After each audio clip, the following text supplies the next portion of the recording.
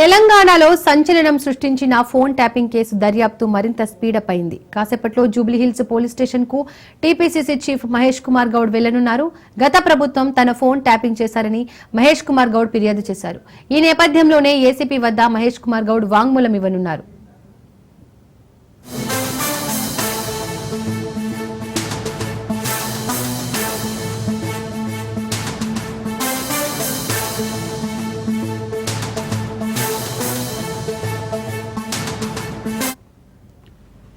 అదేవిధంగా ఇవాళ మరోసారి ఎస్ఐబి మాజీ చీఫ్ ప్రభాకర్ రావు ఇతర నిందితులను విచారించనున్నారు.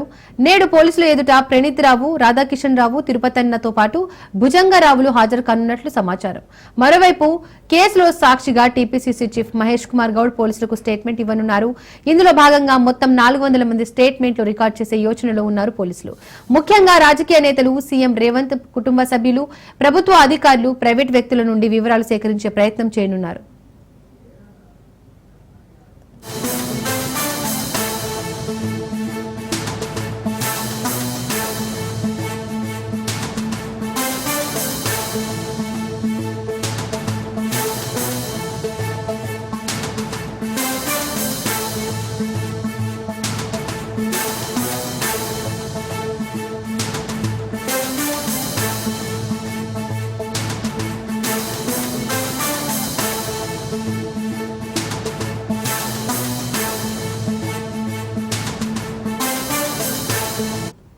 తెలంగాణలో సంచలనం సృష్టించిన ఫోన్ ట్యాపింగ్ కేసు దర్యాప్తు మరింత స్పీడప్ అయింది.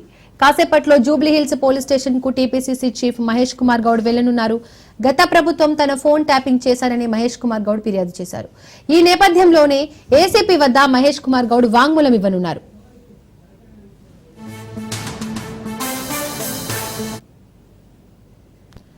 అదేవిధంగా ఇవాళ మరోసారి ఎస్ఐబి మాజీ చీఫ్ ప్రభాకర్ రావు ఇతర నిందితులను విచారించనున్నారు. నేడు పోలీసుల ఎదుట ప్రణీత్ రావు, రాధాకిషన్ రావు, తిరుపతన్నతో పాటు భుజంగరావులు హాజరు కానున్నట్లు సమాచారం. మరోవైపు కేసులో సాక్షిగా టీపీసీసీ చీఫ్ మహేష్ కుమార్ గౌడ్ పోలీసులకు స్టేట్మెంట్ ఇవ్వనున్నారు. ఇందులో భాగంగా మొత్తం 400 మంది స్టేట్మెంట్లు రికార్డు చేసే యోచనలో ఉన్నారు పోలీసులు. ముఖ్యంగా రాజకీయ నేతలు, సీఎం రేవంత్ కుటుంబ సభ్యులు, ప్రభుత్వ అధికారులు, ప్రైవేట్ వ్యక్తుల నుండి వివరాలు సేకరించే ప్రయత్నం చేయనున్నారు.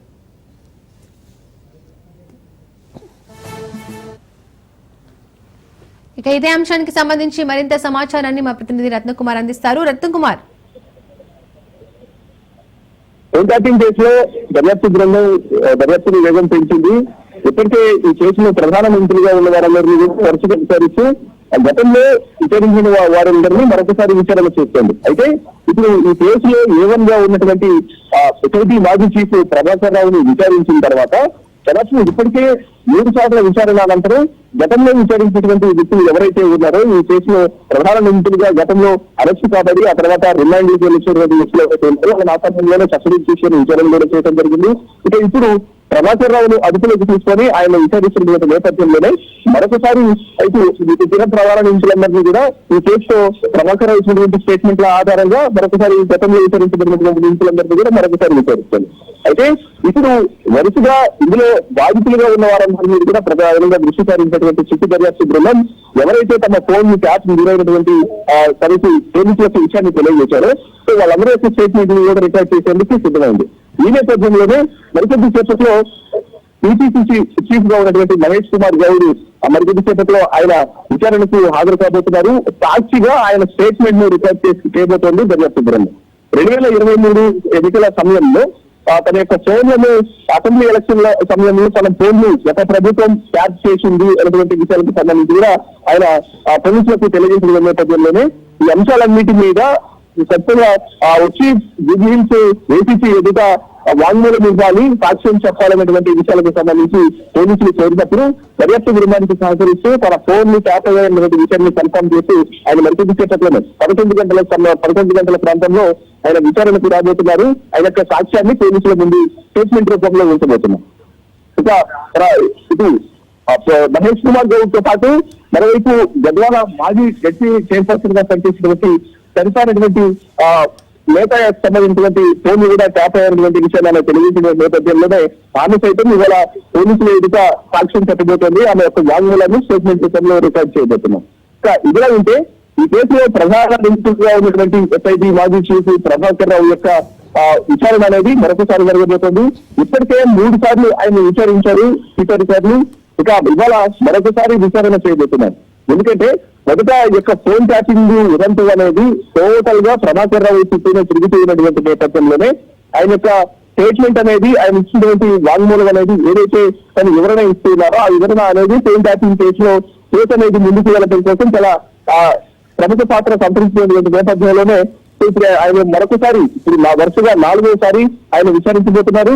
ఇక ఇవాళ ప్రభాకర్ రావుని విచారించిన అనంతరం రేపు ఈ కేసులో ఫోన్ ట్యాపింగ్ కేసు నమోదైన తర్వాత మొట్టమొదటిసారిగా అరెస్ట్ కాబడినటువంటి ఎస్ఐబి మాజీ డిఎస్పీ ప్రణీత్ రావును రేపు మరొకసారి సిట్ అధికారులు విచారించబోతున్నారు. ఎందుకంటే రీసెంట్ గానే ప్రణీత్ రావును ఒకసారి విచారించడం జరిగింది. మరోవైపున ప్రభాకర్ రావును ఇప్పటికే 3 సార్లు విచారించారు. ఇక తాజాగా ప్రభాకర్ రావును విచారించిన తర్వాత మరొకసారి ప్రణీత్ రావును కూడా విచారించడం జరిగింది. సో యొక్క అంటే ఎప్పుడైతే ఎలక్షన్ రిజల్ట్స్ వచ్చాయో ఎలక్షన్ రిజల్ట్స్ వచ్చిన మరుక్షణమే ఎస్ఐబి కార్యాలయంలో ఉన్నటువంటి హార్డ్ డిస్క్ మొత్తాన్ని కూడా ధ్వంసం చేసి దగ్గరలో ఉన్నటువంటి నదులలో పడేయటం, పూర్తిగా డేటా మొత్తాన్ని కూడా తారుమారు చేయడం, ఏమాత్రం ఆనవాళ్ళు అనేది లేకుండా పూర్తిగా వాటన్నింటినీ కూడా మాయం చేసినటువంటి పరిస్థితులకు సంబంధించి పూర్తిగా ఎవిడెన్స్ మొత్తాన్ని ఈ నిందితుల నుంచి రాబట్టేటువంటి ప్రయత్నాలు చేస్తుంది సిటీ దర్యాప్తు బృందం.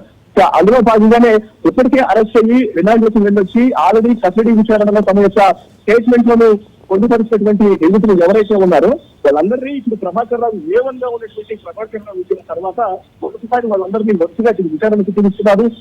వారి యొక్క స్టేట్మెంట్లను మరొకసారి రికార్డ్ చేస్తున్నారు.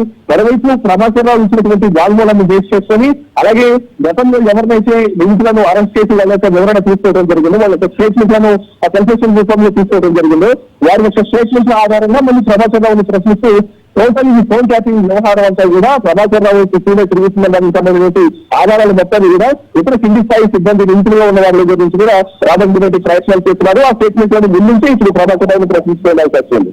ఇక ఇలా ఉంటే ఈ కేసులో బాధితులుగా ఉన్నటువంటి వ్యక్తులు మొత్తం ఎప్పుడైతే ప్రణీత్ రావు ఫోన్ ను సీజ్ చేసి ఆయన ఫోన్ లో ఉన్నటువంటి డేటా మొత్తాన్ని రీట్రైవ్ చేశారో, రీట్రైవ్ చేసిన తర్వాత దాదాపు 400 మంది సంబంధించినటువంటి ఫోన్ అనేది ట్యాప్ అయినటువంటి విషయాన్ని గుర్తించారు. కాబట్టి ఈ 400 మందికి సంబంధించినటువంటి స్టేట్మెంట్లను కూడా రికార్డ్ చేయడానికి సిట్ దర్యాప్తు బృందం ఈ special investigation team Jubilee Hills police station ఏజెన్సీగా జరుగుతున్నటువంటి యొక్క విచారణలో భాగంగా వారి యొక్క స్టేట్మెంట్ కూడా రికార్డ్ చేసినటువంటి అవకాశాలు కూడా సూచనలు.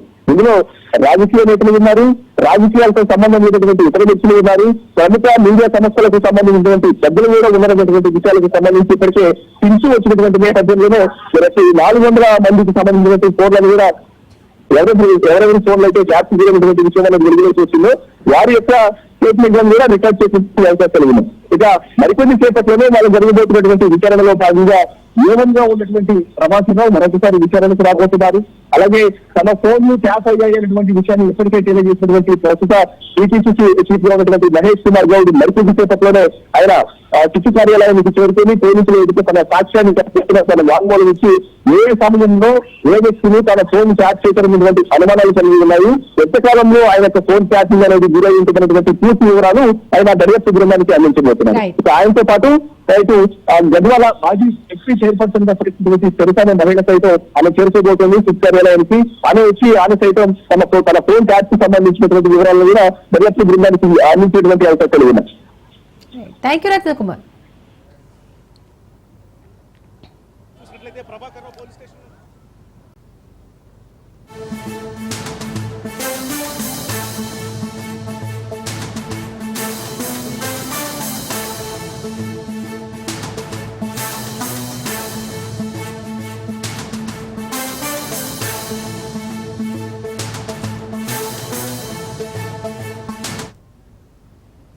భారత్ లో ఏం జరిగినా అది తామే చేశామని పదే పదే చెప్పుకుంటూ మళ్లీ ఆభాస్ పాలయ్యారు పాకిస్తాన్ రక్షణ మంత్రి ఖవాజా ఆసిఫ్. గతంలో భారత రక్షణ వ్యవస్థలోని కీలక సమాచారాన్ని హ్యాక్ చేశామని చెప్పుకున్న ఖవాజా ఆసిఫ్ ఈసారి ఐపీఎల్ మీద పడ్డారు. ఈ ఏడాది జరిగిన ఐపీఎల్ ఎడిషన్ లో ఫ్లడ్ లైట్లను కూడా ఒకానొక సందర్భంలో హ్యాక్ చేశామని పాక్ పార్లమెంట్ సాక్షిగా డబ్బా కొట్టుకున్నారు. మే 8న Punjab Kings and Delhi Capitals మధ్య ధర్మశాలలో జరిగిన మ్యాచ్ లో భాగంగా ఫ్లడ్ లైట్లను తమ దేశానికే చెందిన హ్యాకర్లు హ్యాక్ చేశారన్నారు. అసలు పాకిస్తాన్ లో ఇంత టెక్నాలజీ ఉందా అని భారతే ఆశ్చర్యపోతుందంటూ ఏదో చెప్పే యత్నం చేశాడు. దీనిపై నెటిజన్లు చలోక్తులు విసురుతున్నారు.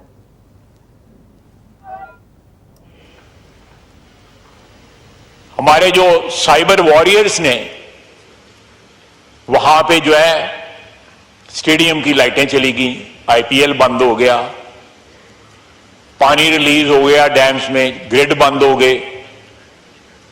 ये सारी बातें जो हैं, ये सारे हमले जो है, जो साइबर अटैक्स ये थी, हमारे बच्चों ने किए।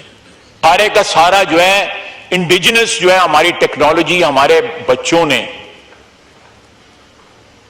हमारे जो साइबर वॉरियर्स ने वहां पे जो है स्टेडियम की लाइटें चली गई, आईपीएल बंद हो गया, पानी रिलीज हो गया डैम्स में, ग्रिड बंद हो गए। ये सारी बातें जो हैं భారత్ లో ఏం జరిగినా అది తామే చేశామని పదే పదే చెప్పుకుంటూ మళ్లీ అబాస్ పాలయ్యారు పాకిస్తాన్ రక్షణ మంత్రి ఖవాజా ఆసిఫ్. గతంలో భారత రక్షణ వ్యవస్థలోని కీలక సమాచారాన్ని హ్యాక్ చేశామని చెప్పుకున్న ఖవాజా ఆసిఫ్ ఈసారి ఐపీఎల్ మీద పడ్డారు.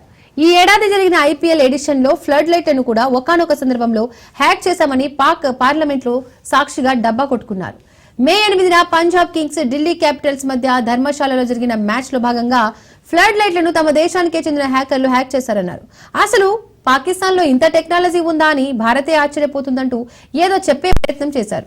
దీనిపై నెటిజన్లు చలోక్తులు విసురుతున్నారు. ఇక ఈ అంశానికి సంబంధించి పూర్తి అప్డేట్స్ మా ప్రతినిధి మహేందర్ ఫోన్ ద్వారా అందిస్తారు. మహేందర్,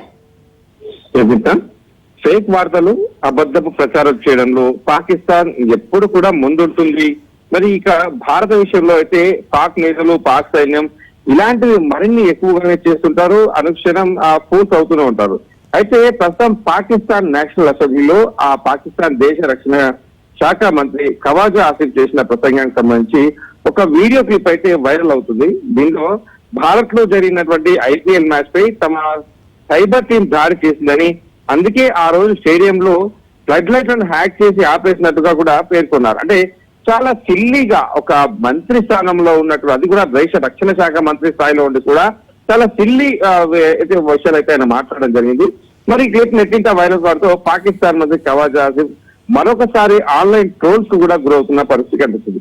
పాకిస్తాన్ అసెంబ్లీలో మాట్లాడిన ఖవాజా ఆసిఫ్ తమ దేశానికి చెందినటువంటి సైబర్ నిపుణులు, అంటే ఇప్పటికే నాగరికులుగా ప్రపంచం గుర్తిస్తుంది.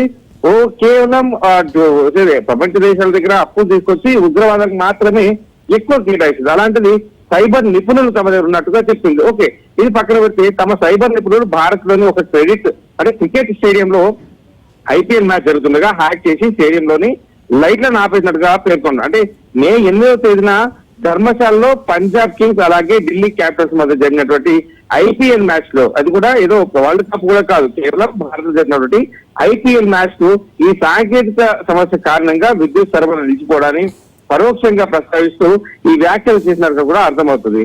మరి పహల్గామ్ తర్వాత ప్రతీకారంగా ఆపరేషన్ చేపట్టిన భారతీయ దాడులు, ఆ తర్వాత రోజు ఈ ఘటన అయితే చోటు చేసుకుంది. మరి ఇలాంటివి అంటే ఈ సైబర్ హ్యాకింగ్ అంటే పూర్తిగా పాకిస్తాన్ స్వదేశీ టెక్నాలజీ అని, భారత్ అధ్యయనం చేసుకోవడం లేదని ఖవాజా ఆసిఫ్ పేర్కొంటున్నారు. అంటే తాను ఏదో గొప్ప ఘనకార్యాలు చేసినట్టు, గొప్ప టెక్నాలజీ వాళ్ళు ఉన్నట్టు వాళ్ళు చెప్పడం జరుగుతుంది. సో మొత్తానికి స్టేడియంలో లైట్లను ఆపడం, ఐపీఎల్ నిలిచిపోయిందని చెప్పడం, ఇదంతా కూడా మరొకసారి ప్రపంచ అంటే సోషల్ మీడియా వ్యాప్తంగా ఒక జోకర్ గా పాకిస్తాన్ నిలిచిపోయింది. పాకిస్తాన్ మంత్రి కూడా నిలిచిపోయింది. Right, thank you Mahender.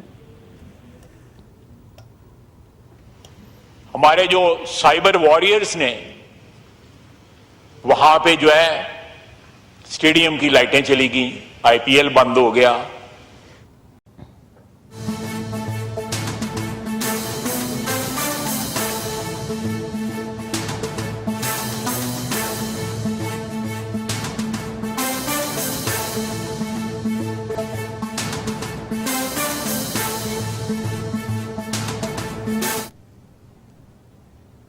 Chittoor జిల్లా కుప్పంలో అమానవీయ ఘటన వెలుగులోకి వచ్చింది. అప్పు తీర్చలేదని ఓ మహిళను చెట్టుకు కట్టేశాడు ఓ ప్రబుద్ధుడు. కనీసం మహిళ అనే కనికరం కూడా చూడలేదు. నారాయణపురం గ్రామానికి చెందిన మునికన్నప్ప వద్ద తిమ్మరాయప్ప 80,000 రూపాయల అప్పు తీసుకున్నాడు. అయితే అప్పు తీర్చలేక భార్య పిల్లల్ని వదిలి వెళ్లిపోయాడు తిమ్మరాయప్ప. దీంతో కూలీ పనులు చేసుకుంటూ పిల్లల్ని పోషిస్తోంది మహిళ శిరీష. ఈ క్రమంలోనే 3 ఏళ్లు అయినా అప్పు తీర్చలేదని మునికన్నప్ప ఆగ్రహం వ్యక్తం చేశాడు. అసభ్య పదజాలంతో మహిళను తిడుతూ రోడ్డుపై ఈడ్చుకెళ్లి చెట్టుకు కట్టేశాడు. అంతేకాదు ఇచ్చిన అప్పు చెల్లించకపోతే ఇక్కడే చంపేస్తానంటూ బెదిరింపులకు పాల్పడ్డాడు. విషయం తెలుసుకున్న పోలీసులు మునికన్నప్పతో పాటు ఆయన కుటుంబంపై కేసు నమోదు చేశారు, విచారణ చేపట్టారు. మరోవైపు కుప్పం ఘటనపై సీఎం చంద్రబాబు సీరియస్ అయ్యారు. కఠిన చర్యలు తీసుకోవాలని పోలీసులను ఆదేశించారు. ఇప్పటికే జిల్లా ఎస్పీతో ముఖ్యమంత్రి చంద్రబాబు మాట్లాడారు. ఇక నిందితులను అరెస్ట్ చేశామని జిల్లా ఎస్పీ సీఎం కి తెలియజేశారు.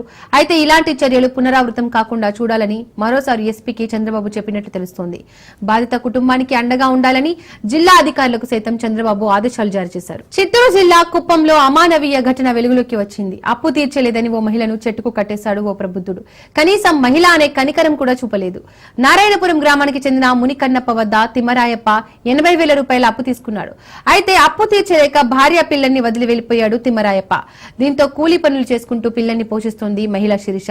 ఈ క్రమంలోనే 3 ఏళ్లు అయినా అప్పు తీర్చలేదని మునికన్నప్ప ఆగ్రహం వ్యక్తం చేశాడు. అసభ్య పదజాలంతో మహిళను తిడుతూ రోడ్డుపై ఈడ్చుకెళ్లి చెట్టుకు కట్టేశాడు. అంతేకాదు ఇచ్చిన అప్పు చెల్లించకపోతే ఇక్కడే చంపేస్తానంటూ బెదిరింపులకు పాల్పడ్డాడు. విషయం తెలుసుకున్న పోలీసులు మునికన్నప్పతో పాటు ఆయన కుటుంబంపై కేసు నమోదు చేసి విచారణ చేపట్టారు. ఇదే అంశానికి సంబంధించి పూర్తి అప్డేట్స్ మా ప్రతినిధి కిరణ్ అందిస్తారు. కిరణ్, దీపిక, ఏదైతే కుప్పం నియోజకవర్గంలోని రామాపురంలో జరిగిన ఒక మహిళపై అప్పు చేసిన నేపథ్యంలో ఆ మహిళని చెట్టుకు కట్టేసిన సంఘటన విషయం మనకు తెలిసిందే. అయితే ఈ నేపథ్యంలోనే ఈ ఘటనకు సంబంధించి ముఖ్యమంత్రి చంద్రబాబు నాయుడు కూడా తీవ్రంగా స్పందించారు. వెంటనే ఎవరైతే ఆ మహిళను కట్టేసి అంటే మహిళని కూడా కనికరం లేకుండా ఆ విధంగా ప్రవర్తించిన అతనిపైన కఠిన చర్యలు చేసుకోవాలని చెప్పేసి కూడా ఇప్పటికే ముఖ్యమంత్రి చంద్రబాబు నాయుడు కలెక్టర్కి అదేవిధంగా ఎస్పీకి ఫోన్ ద్వారా పరామర్శించినట్టు తెలుస్తుంది. వాళ్ళకి ఆదేశాలు కూడా జారీ చేసినట్టుంది. ఎట్టి పరిస్థితుల్లోనూ వాళ్ళని శిక్షించాలని చెప్పేసి ఇలాంటి పరిస్థితులు పునరావృతం కాకుండా చూడాలని చెప్పేసి ఇప్పటికే రాష్ట్ర ముఖ్యమంత్రి చంద్రబాబు నాయుడు జిల్లా అధికారులకు సూచించారు. అయితే కుప్పం నియోజకవర్గంలోని ఈ రామాపురంలో జరిగిన ఈ ఘటన మాత్రం సంచలనం రేపిందని చెప్పుకోవచ్చు. ఎందుకంటే సాటి మహిళని చూడకుండా ఒక గ్రామానికి చెందిన శ్రీష అనే ఆ మహిళని చెట్టుకు కట్టేసి పక్కన తన పిల్లలు కూడా పెట్టుకోవాలని ఆ దృశ్యాలు కూడా మనం చూడొచ్చు. చుట్టుపక్కల చూస్తున్నా కానీ చుట్టుపక్కల వాళ్ళు కూడా అతని జోలికి వెళ్ళకంటే ఎవరైతే మునియప్ప అనే అతను ఉన్నాడో అతని వద్ద శ్రీష అనే భర్త 80,000 రూపాయలు అప్పు తీసుకుంది. ఆ అప్పును కూడా తీర్చలేక అతను శిరీష భర్త కొంతకాలంగా వెళ్ళిపోవడం జరిగింది. ఈ నేపథ్యంలోనే శిరీష తన పిల్లలను సాక్కుంటూ చదివించుకుంటూ కూడా వాళ్ళకి అప్పు తీరుస్తూ వచ్చింది. అయితే నెలకి ఇంత మొత్తంలో మీకు చెల్లిస్తానని చెప్పడం, దాంట్లో 5,000 10,000 చెల్లించడం, తర్వాత మీకు కొంచెం ఇబ్బందికరంగా ఉండాలని చెప్పడంతో అది కూడా కనికరం లేకుండా ఎవరైతే నిందితుడు ఉన్నాడో అతను ఆ మహిళని చెట్టుకు కట్టేసి దారుణంగా హింసించడం జరిగింది. అయితే ఈ వీడియో సోషల్ మీడియాలో వైరల్ కావడంతో రాష్ట్ర ముఖ్యమంత్రి చంద్రబాబు నాయుడు తీవ్రంగా స్పందించారు. ఏదో ఎస్పీకి కావచ్చు, అదేవిధంగా తిరుపతి చిత్తూరు కలెక్టర్ కావచ్చు ఫోన్ ద్వారా వాళ్ళని ఎట్టి పరిస్థితుల్లో వాళ్ళని వదలకూడదు, తీవ్రంగా చర్యలు తీసుకోవాలని చెప్పి కూడా మనకి చెప్పినట్టు సమాచారం అందుతుంది. మరోపక్క ఇలాంటి పరిస్థితులు అంటే కుప్పం నియోజకవర్గంలో కాకుండా ఇలాంటి సంఘటనలు తరచూ చిత్తూరు జిల్లాలో అటు తిరుపతి జిల్లాలో జరుగుతున్న నేపథ్యంలో ఇలాంటి పరిస్థితులు మరి ఎక్కడ తలెత్తకూడదు అనే విధంగా కూడా పోలీసులకు ఆదేశాలు జారీ చేసి తెలుస్తుంది. దీపిక, కిరణ్, అప్పు తీసుకున్న వ్యక్తి ఎక్కడికి వెళ్ళాడు? ఎన్ని నెలల క్రితం అప్పు తీసుకున్నాడు? ఎక్కడికి వెళ్ళాడు? ఏదైతే ఈ అప్పు తీసుకున్న అతను వచ్చి రామప్పగా మనం చెప్పుకోవచ్చు.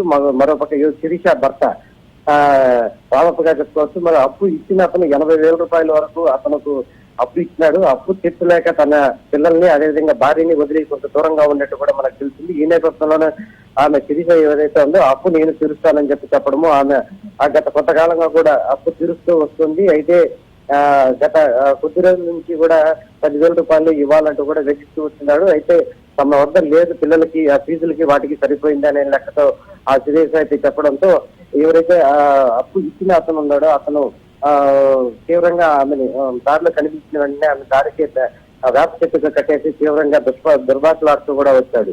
ఈ నేపథ్యంలోనే ఆ గ్రామస్తులందరూ కూడా చూస్తూ ఉన్నారు. అయితే ఎవరైతే ఈ నిందితులు ఉన్నారో ఆ నిందితులు కఠినంగా శిక్షించాలని చెప్పేసి ఆమె అదేవిధంగా శిరీషతో పాటు ఆ గ్రామ పెద్దలు కూడా పోలీసులకు ఫిర్యాదు చేశారు. ఫిర్యాదు అందుకున్న పోలీసులు కూడా వెంటనే అప్పిచ్చిన అతన్ని పోలీసులు అదుపులో తీసుకున్నారు. అతన్నే కాకుండా అతని కుటుంబ సభ్యులను పూర్తి స్థాయిలో ముగ్గురు ఉన్నారు అన్నదమ్ములు, వాళ్ళందరినీ కూడా పోలీసులు అదుపులో తీసుకున్నట్టు కూడా మనకు సమాచారం అవుతుంది. అయితే దానికి సంబంధించిన అప్పు ఎవరైతే ఇచ్చారో అతనికి ఎమ్మెల్యే కూడా అక్కడ స్థానిక ఉన్న ప్రజాప్రతినిధులు కూడా మేము ఇస్తాము, అటువంటి చర్యలకు పాల్పడదని కూడా ఇప్పటికే మనకు సమాచారం ఉంది. ఏదేమైనప్పటికీ ఈ విషయానికి సంబంధించి రాష్ట్ర ముఖ్యమంత్రి చొరవతో సద్దుమణిగిందనే చెప్పుకోవచ్చు.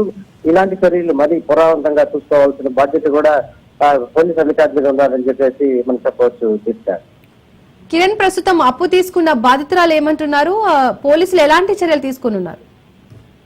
అంటే మునియప్ప అనే అతను శిరీష భర్తకి అప్పు ఇచ్చాడు. అయితే ఈ అప్పు సంబంధించి ఆడవాళ్ళని ఈ విధంగా హింసించడం తప్పు కదా అని చెప్పేసి గ్రామస్తులు కావచ్చు, పోలీసులు కూడా అడిగిన నేపథ్యంలోనే తనకు ఇవ్వాల్సిన డబ్బు ఖచ్చితంగా కట్టాలి అని చెప్పేసి అతను మునియప్ప ఏదైతే చెప్తూ వచ్చాడో, అయితే ఈ అప్పుకు నాకు తిరిగి ఇవ్వలేదు కాబట్టి ఆమె ఇటువంటి చర్యలకు పాల్పడ్డానని కూడా చెప్పడం జరిగింది. అయితే ఇలాంటి తప్పు మళ్ళీ నేను చేయలేని కూడా పోలీసులు ముందుట ఆయన చెప్పడం జరిగింది. ఏదేమైనప్పటికీ ఒక మహిళని చూడకుండా, కనికరం లేకుండా, అంటే ఆ చిన్న పిల్లలను పెట్టుకుని, అంటే చెట్టు పక్కనే మనం చూడొచ్చు దృశ్యాలలో, పక్కనే ఉన్న ఆ పిల్లలు కూడా చూడొచ్చు, ఘోరమైన వేడుస్తున్న దృశ్యాలు కూడా చూడొచ్చు. అటువంటి దృశ్యాలను కూడా కనికరించకుండా అప్పించిన మునియప్ప ఈ పరిస్థితుల్లో నాకు అప్పు తీర్చాలని చెప్పేసి మహిళ పక్కన ప్రవర్తించిన ప్రవర్తన మాత్రం ఇది నిజంగా కలిసివేసిందని చెప్పుకోవచ్చు, అవమానీయ ఘటన అని చెప్పుకోవచ్చు.